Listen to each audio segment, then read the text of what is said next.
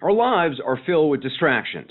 Email, Twitter, texting. We're constantly connected to technology, rarely alone with just our thoughts, which is probably why there's a growing movement in America to train people to get around the stresses of daily life. It's a practice called mindfulness, and it basically means being aware of your thoughts, physical sensations, and surroundings. Tonight, we'll introduce you to the man who's largely responsible for mindfulness gaining traction. His name is Jon Kabat-Zinn, and he thinks mindfulness is the answer for people who are so overwhelmed by life they feel they aren't really living at all. The story will continue in a moment.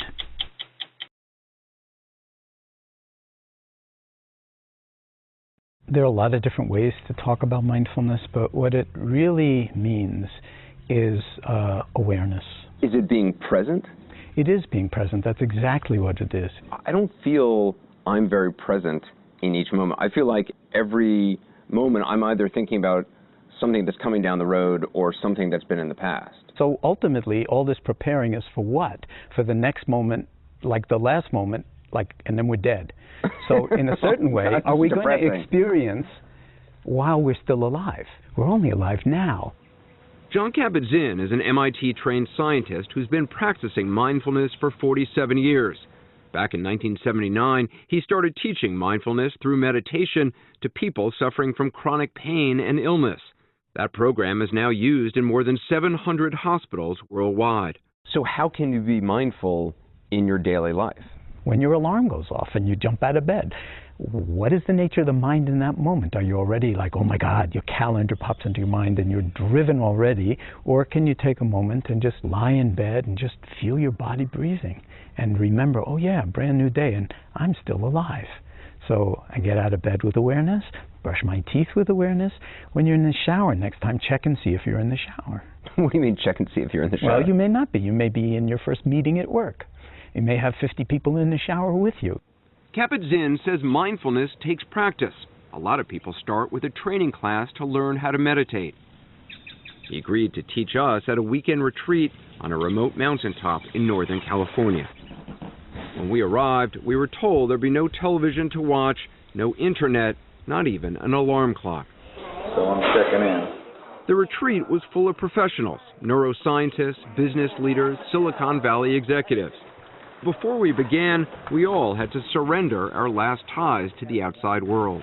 Put your devices in the basket, you know. I'm contributing my MacBook Air and my iPhone, happily. I wasn't exactly happy to give up my phone. I usually check emails several times an hour.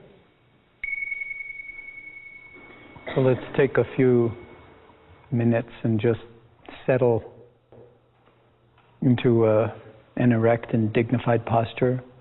The retreat lasted 3 days, and most of that time was spent just sitting there, silently meditating, with occasional guidance from Kabat-Zinn. There's no place to go.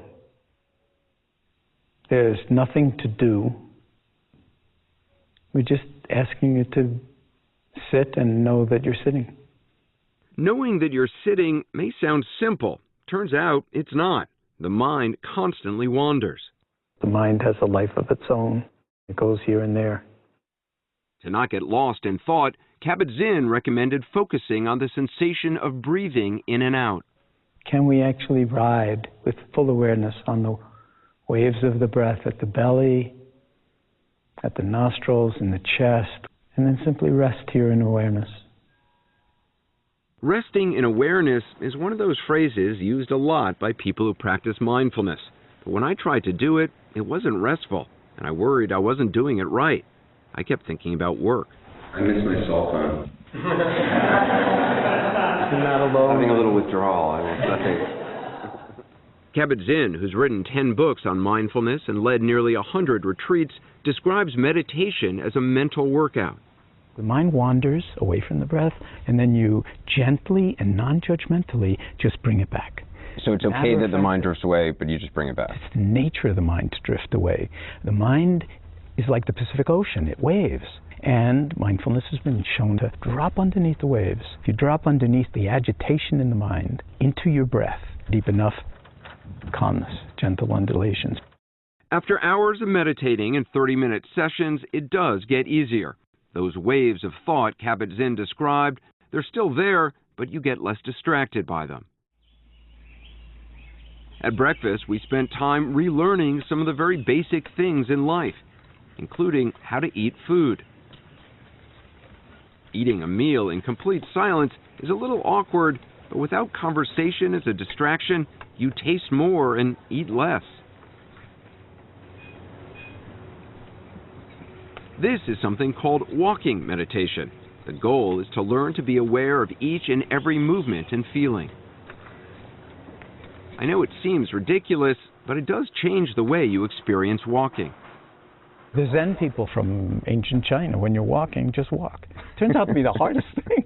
That's when an you're ancient walking, saying? just walk. When you're eating, just eat. Not from the TV, not with the newspaper. Turns out that's huge. Congressman Tim Ryan, an Ohio Democrat, says mindfulness might look a lot like nothing, but he really believes it can change America for the better. He attended his first meditation retreat in 2008, just days after winning a grueling re-election campaign. But being mindful at a retreat is one thing. We wondered if back in Washington, Congressman Ryan ever worries about how all this looks. Well, you know, I can see myself in high school going, whoa, stay away from those guys. So how do you use it here on Capitol Hill? I'm on the budget committee, for example. There's a lot of conflict, and people say things that get you ramped up. I find myself, as my body clenches up when somebody says something that I know is wrong, or I want to catch them in a lie, or whatever, that just calm down. When it's your turn, you make your point. Hey, man. You don't hear the words calm and Congress together very often, but Ryan is trying to change that. He hosts weekly meditation sessions open to members and staff of both parties. Now shifting the attention to take in the entire body. Have you gotten any Republican congressmen in to meditate with you yet? No. We're working on it.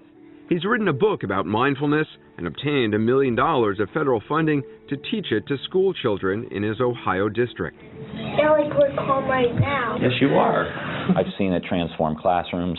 I've seen it heal veterans. I've seen what it does to individuals who have really high chronic levels of stress and how it has helped their body heal itself. I wouldn't be willing to stick my neck out this far if I didn't think this is the thing that can really help shift the country. To some people, though, this may sound like kind of new age gobbledygook. There's so many different compelling studies that are showing that this is not New Age gobbledygook. This is potentially transformative of our health and well-being psychologically as well as physically. It can be useful for anxiety, depression, stress reduction. There have been a number of studies that show mindfulness can lead to those benefits, as well as improvements in memory and attention. And at the University of Massachusetts, Judson Brewer, a psychiatrist and neuroscientist, uses mindfulness to treat addiction. This is just the next generation of exercise. We've got the physical, exercise components down, and now it's about working out how can we actually train our minds. Dr. Brewer is trying to understand how mindfulness can alter the functioning of the brain. He uses a cap lined with 128 electrodes. We're going to start filling each of these 128 wells with conduction gel. The electrodes are able to pick up signals from the posterior cingulate, part of a brain network linked to memory and emotion. This is all just picking up electrical signal from the top of your head. Since attending the mindfulness retreat, I'd been meditating daily and was curious to see if it had an impact on my brain. We're going to have you start with thinking of something that was very anxiety-provoking for you. Okay. When I thought about something stressful, the cells in my brain's posterior cingulate immediately started firing, shown by the red lines that went off the chart on the computer screen. Just drop into meditation. Okay. When I let go of those stressful thoughts and refocused on my breath, within seconds the brain cells that had been firing quieted down, shown by the blue lines on the computer. That's really fascinating to see like that. Dr. Brewer believes everyone can train their brains to reach that blue mindfulness zone, but he says all the technology we're surrounded by makes it difficult. If you look at people out on the street, if you look at people at restaurants, nobody's having conversations anymore. They're sitting at dinner looking at their phone. because their brain is so addicted to it. You really think there's something in the brain that's addicted to that? Well, it's the same reward pathways as addiction, absolutely. I'm, on mobile devices all day long, and I feel like I could go through an entire day and not be present. And what's that like? It's exhausting. Yeah. So all of this is leading to a societal exhaustion. The irony is many of the people responsible for creating the gadgets that distract us are themselves practicing mindfulness. More than 2,000 people from companies like Google, Facebook, and Instagram showed up earlier this year in San Francisco for a mindfulness conference called Wisdom 2.0. Please welcome our guests. Karen May is a Google vice president, and that's Shade Main-Tun, a former engineer who's become kind of a mindfulness guru. As could only happen at a place like Google, his actual title is Jolly Good Fellow. Which nobody can deny. So what does a Jolly Good Fellow do? My job description is to enlighten minds, open hearts, and create world peace. That's your job description? That's my job description. I've heard that at some meetings at Google, you actually start out with moments of silence. We do. How long do you sit there quietly for? It's literally a minute or two of noticing your breathing, calming yourself down, being present, and then you're able to go into the meeting, the business at hand, with a little bit more focus. Does it make people more productive? Yes, it does. When the mind is unagitated, when the mind is calm, that mind is most conducive to creative problem solving. To innovate. Correct. And one of the powers of mindfulness is the ability to get to that frame of mind on demand. So, along with their free health clubs and other company perks, Google now offers their 52,000 employees free lessons in mindfulness. In the middle of stress, when everything's falling apart, you can take one breath.